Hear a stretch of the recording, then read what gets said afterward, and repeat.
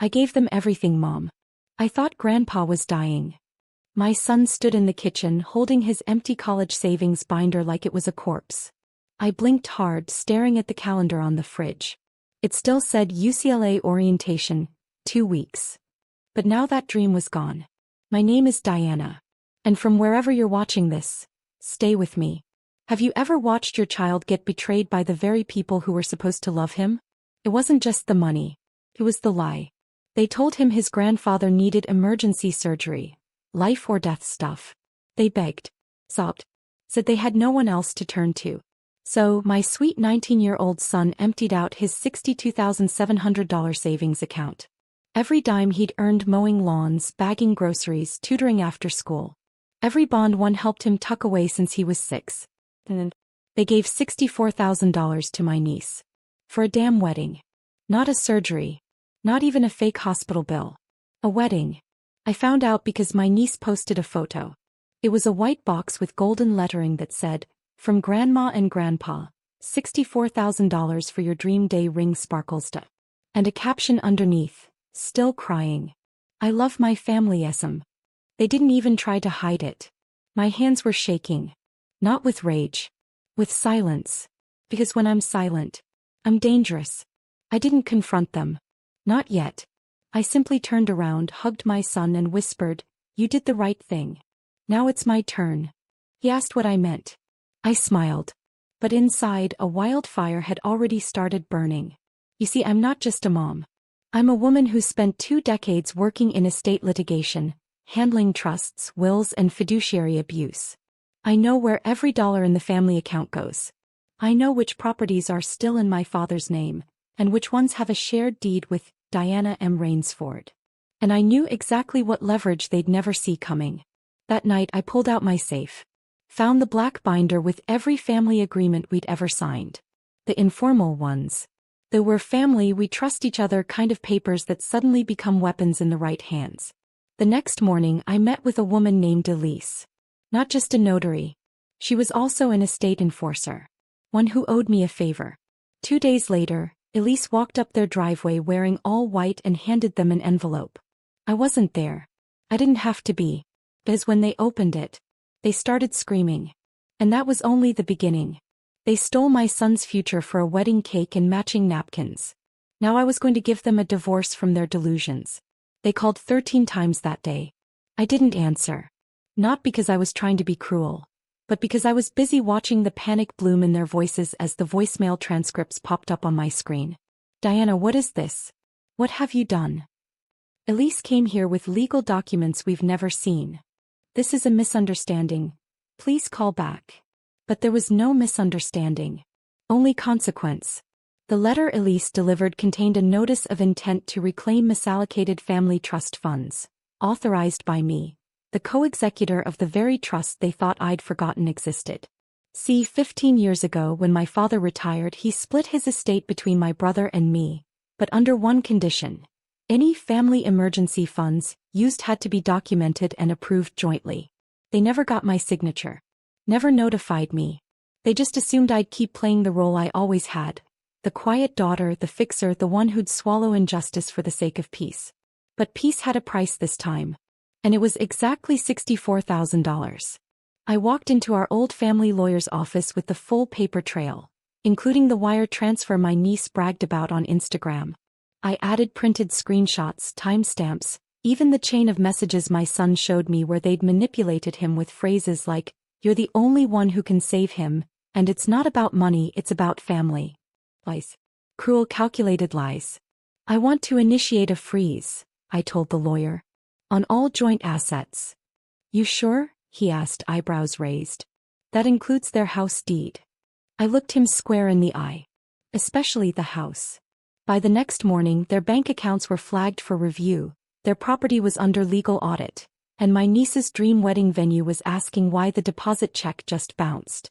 They had no idea how deep this would go. But here's what hurt the most: when my brother finally showed up at my door. He didn't apologize. He didn't ask how my son was doing. He just stood there red-eyed and trembling and said, "You're tearing this family apart over some tuition money?" I stepped outside, pulled the door behind me gently and said, "No. You tore this family apart the moment you decided a flower arch and overpriced photographer were worth more than your own nephew's future. He scoffed. You're being dramatic. I leaned in closer. You haven't seen dramatic. But you're about to. Because the trust had one more clause they'd forgotten. Misuse of funds for personal luxury? That triggered a forced review of all past disbursements. Every penny they'd touched for the last 7 years. My parents didn't just gift her that wedding money. They'd embezzled it from their own estate. And they'd just signed documents admitting it. By the end of the week, the auditors would find the cabin in Vermont, the 2 loan forgiveness transactions my brother made to himself, and the retirement disbursement that should have gone to my son after my dad passed. They thought the letter Elise handed them was revenge?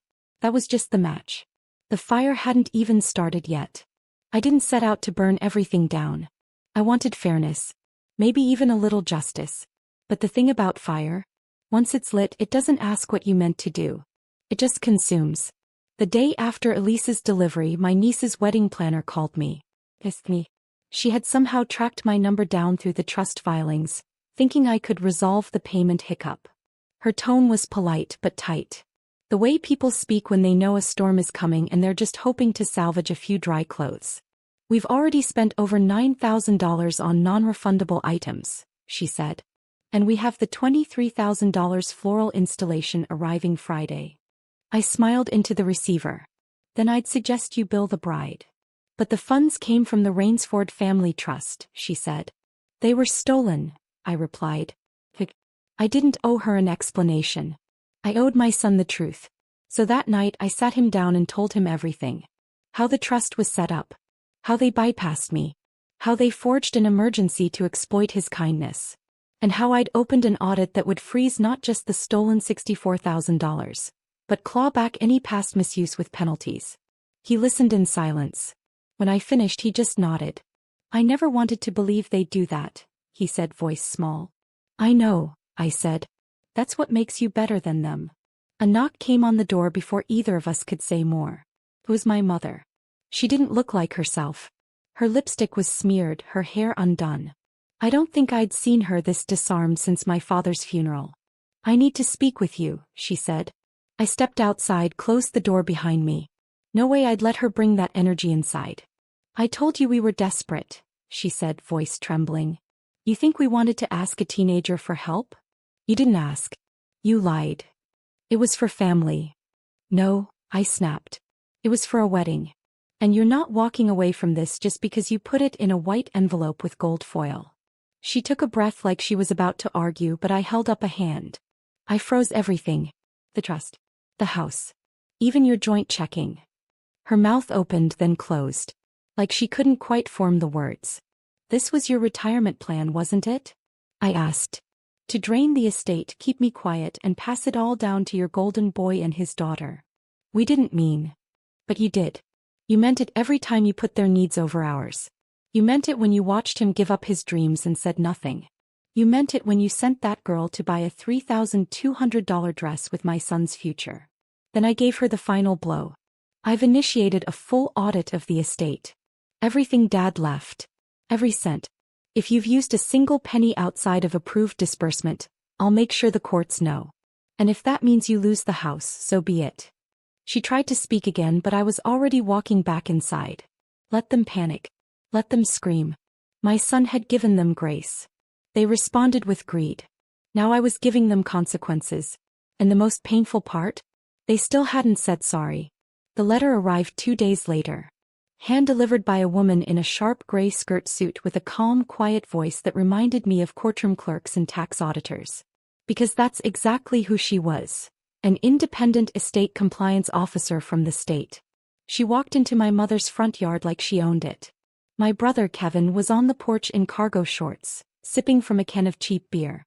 He laughed when he saw her, assuming she was another vendor for his daughter's wedding. Drop it with the caterer, he said, waving her toward the side entrance. She didn't flinch. Just walked up to him and said flatly, Kevin Rainsford? He blinked. Yeah. She handed him the envelope. This is regarding the misuse of restricted trust assets. You and Mrs. Rainsford have 7 business days to respond. My mother appeared in the doorway behind him, wearing her silk robe-like armor. I swear I watched the blood drain from her face as she recognized the state seal on the envelope. "What is this?" she demanded, snatching it from Kevin's hand. She tore it open, scanned the first paragraph, and then made a sound I've never heard from her. A strangled, gasping sort of wail.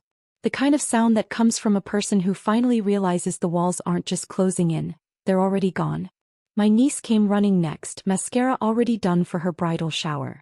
She took one look at the paper and started yelling. "What do you mean the funds are frozen? My dress is still at the shop."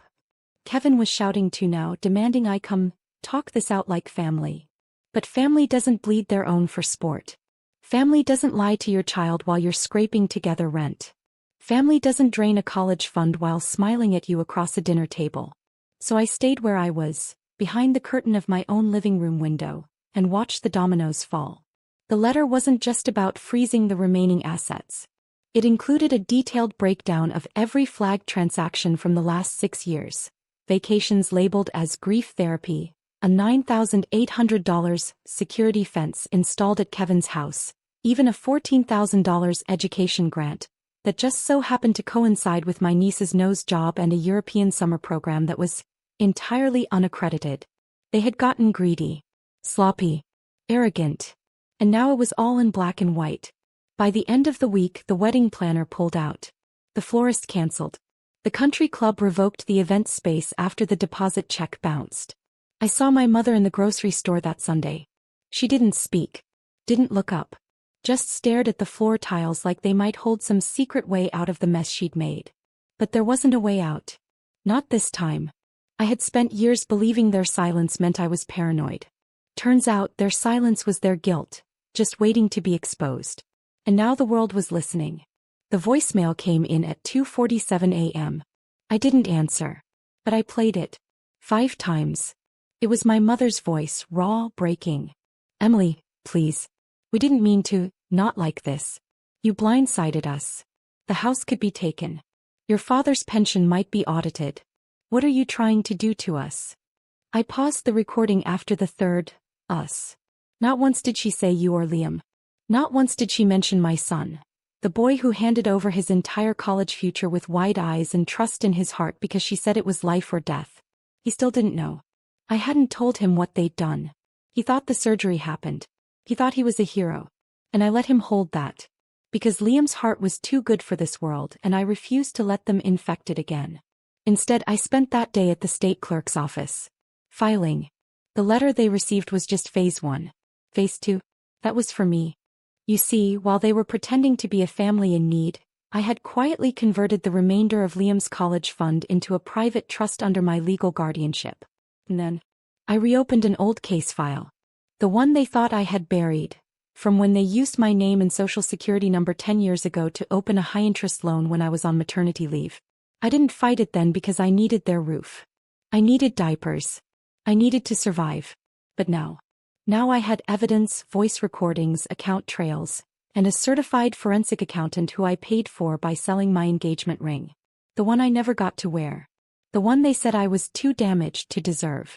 That Monday, I pressed charges for identity fraud and malicious financial coercion. The same day the IRS began auditing every account linked to Kevin's small business, which, surprise, had been using false deductions for years to pad my niece's fake consulting gig. You could hear the impact ripple through the family like an earthquake with no warning. By Friday, the family group chat exploded. Cousins calling cousins, aunts demanding explanations, everyone trying to figure out if they were next. Kevin tried texting me again. "You've made your point. Let's sit down. Family can fix this." I texted back just one word. "Liam." No reply. That silence. That was the moment I knew I'd finally hit them where it hurt. Because I had stopped trying to be family.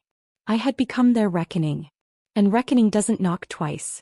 2 weeks later, Liam walked into the kitchen holding the same envelope I'd left on my parents' doorstep. His eyes were wide. His hands shook slightly. "Mom, is this real?" My heart caught in my throat.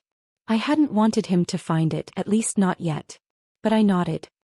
He sat down slowly, reading the letter I'd written for him. How I found out the truth. How they lied to his face about a surgery that never happened.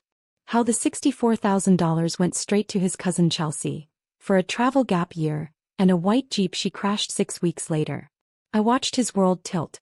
He wasn't angry. Not yet. Just quiet. So, then he asked, "Why didn't you tell me?" I swallowed hard. "Because you were proud. And I didn't want them to steal that from you too." A long silence. Then he stood up. "Can I write something to Grandma?" "Anything," I said. He walked into his room. Closed the door. 30 minutes later he came back with a single handwritten page. Folded it. Slid it into an envelope. And asked me to mail it. I never read what he wrote. But I heard from my aunt the next day that my mother had to be sedated. Meanwhile, the legal proceedings picked up speed. The IRS investigation unearthed 10 years of shady tax behavior. My father's business trips, that were actually gambling weekends, my mother's cosmetic surgery billed under fake dental work, and Kevin's shell company that had hired my niece when she was 16. The state froze 2 of their accounts. One of them included the down payment for the house they were planning to buy in Arizona to retire away from the drama. Oops. They called me again. I didn't answer. But this time Liam did. He held the phone on speaker. "Grandma, you lied to me. You looked me in the eyes and told me Grandpa was dying." I could hear her gasp. "And you used me. You didn't just take money, you took trust. That's worse." She started crying. "Liam, please." But he hung up. He turned to me and said, "Let's get out of this town." So we did. We moved to a quiet place in Oregon. Small college town. Trees in every direction. I took a consulting job. Liam started classes. The past didn't follow us. But it did haunt them. And that was enough. Because every day they woke up, they knew the one person who would have forgiven them had walked away. For good. The final blow came quietly. No explosion. No headlines. Just an envelope from the bank addressed to my father. They hadn't seen it coming. Not even close. I had waited patiently, months of silence while they thought the storm had passed. Thought the family drama had been swept under the rug like every other mess they'd made. But I wasn't their doormat anymore. Inside that envelope was a formal notice. Foreclosure proceedings were beginning on the family home. The one they'd mortgaged for Kevin's failed startup. The one they tried to hide from everyone, including the IRS. See, what they didn't know is that I bought the lien on the property 3 weeks earlier. Quietly, wiggly, strategically. They had 30 days. 30 days to vacate the house where they'd laughed after stealing my son's college fund. 30 days to walk through the halls where they toasted with champagne over Chelsea's graduation gift. No. They were boxed in. No money. No sympathy. And no more secrets. My father drove to our new home in Oregon. I watched from the window as his tired old truck pulled into the driveway. I let him knock 5 times before opening the door. He looked smaller. Gray. Like the truth had sucked the color from his face. "I came to talk," he said softly. I stood there, arms crossed. Talk? Or spin? He didn't answer. Just held out a piece of paper. A list. Their debts. Their regrets. Their pitiful plan to make it right. I tore it in half. "You didn't just break trust," I said. "You taught your grandson what betrayal looks like. You showed him that blood isn't thicker than greed." His voice cracked. "Please. We've lost everything." I nodded slowly. "Good. Now you know what it feels like." He blinked, stunned. "I hope every night in that motel burns into memory," I added. "Because that's where people who steal from children belong." Then I closed the door. Behind me, Liam was sitting at the dining table finishing his philosophy paper. He looked up and asked, "Was that him?" "Yeah," I said, pouring myself coffee. "He's finally living in reality." Liam smirked. "Took him long enough." We didn't say anything else. The silence between us wasn't awkward. It was peaceful. Because sometimes justice doesn't scream. It whispers. It waits. And when it strikes, there's no going back. It was raining when the letter arrived. Not a storm. Just one of those quiet, steady rains that soaks everything in truth. The same kind of rain that fell the day Liam was born. That day I remember looking into his eyes and thinking, "I will build a world that doesn't fail you."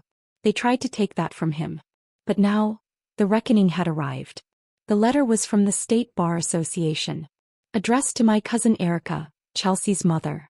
She wasn't just a thief of futures. She was also a licensed attorney. Keyword was. See, during my quiet months, I didn't just reclaim what they stole. I exposed everything. The falsified surgery invoice she fabricated to convince Liam of medical urgency? I handed it over to the ethics board, along with bank records tracing the money directly to a boutique jewelry store and a payment on Chelsea's Tesla. When the board reviewed the documents, they didn't blink. Her license was revoked. Her firm dropped her within 48 hours. And her LinkedIn profile? Gone. I never even had to raise my voice. 2 days later, another letter arrived, this time to my father. From his pension board. A formal audit was triggered by a whistleblower complaint. I filed it anonymously, of course. Seemed someone was claiming a dependent that didn't exist to boost their monthly benefits. That someone was him. His pension froze pending investigation. So did his Social Security boost. By week's end, the text started. I don't know why you're doing this. We're family. Can we talk? But I had deleted all their numbers. And when Liam asked if he should block them too, I said something I'd waited years to say. Sweetheart, you don't owe them forgiveness. You owe yourself freedom. We took that $64,000 and doubled it through smart investments. Liam got a full scholarship from a private foundation once I told his story publicly. Turns out people still care about decency. Our graduation party? It happened a year later. Small. Warm. No champagne towers. Just a backyard filled with people who knew how to love without condition. Liam gave a speech I'll never forget. He said, "My family tried to sell my dreams for shiny things. But my mom? She gave me the sky." The crowd cried. I didn't. I just smiled. Because in a world full of takers, I raised a builder. And in the ruins of their greed, we built something beautiful.